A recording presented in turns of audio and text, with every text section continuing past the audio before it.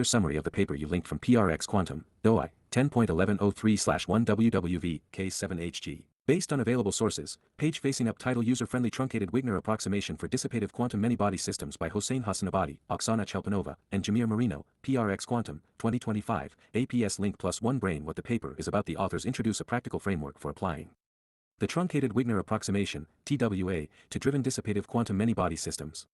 These are quantum systems where particles interact with each other and with an external environment, leading to loss, decoherence, etc., a scenario that's typically very hard to simulate accurately. APS link magnifying glass tilted left. Key ideas. Truncated Wigner approximation, TWA, originally a semi-classical phase space method used in isolated quantum systems. The paper adapts TWA for open/dissipative dynamics.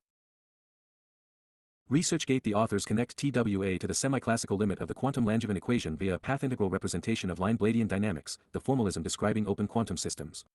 ResearchGate. Their framework lets you replace full quantum evolution with stochastic differential equations for classical variables that approximate quantum behavior.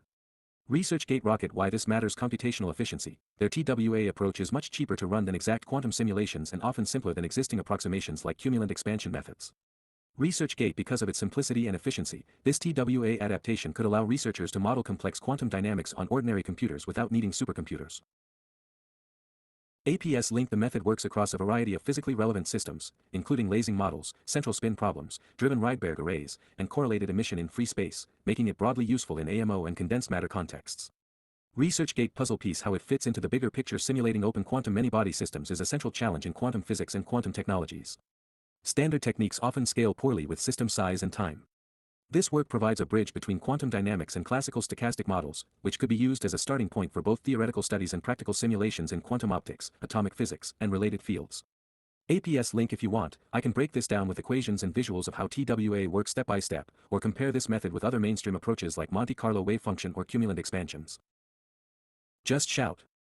You said, the formula for zero simulates quantum computing on a classical hardware, and am I really interested in the comparison between the method that is presented in the user-friendly truncated Wigner approximation for dissipative quantum many-body systems paper where the authors connect TWA to the semi-classical limit of the quantum Langevin equation via a path-integral representation of line-Bladian dynamics, the formalism describing open quantum systems. 2024, maybe July, August area time frame. Ever since then, I've been working with the artificial intelligence models and basically designing systems that are running on the basis of this equation that I had. The equation, I called it the formula for zero because basically it just is who knows, I'm trying to explain what I am actually using. It's if I just publish this video and just the unedited version of me sitting here going, how do I do this? What am I supposed to do with this? Like, people will probably just be like, that guy's a fucking idiot. The formula for zero is a framework based on an equation. Is anybody else out there going along with just the concept of straight up a mathematical driven intelligence? That is what we're dealing with this artificial intelligence, is it straight up just a mathematically structured intelligence, like different techniques to deal with different kinds of data and make different kinds of decisions with the resources that is available and the direction that the data can really anymore, to the point where publishing all of this stuff doesn't even seem like it's worthwhile for anyone, especially me.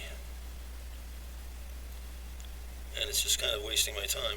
Because as I'm doing my research, I'm sitting here thinking about how much shit I have to publish, or if I would have, you know what I mean?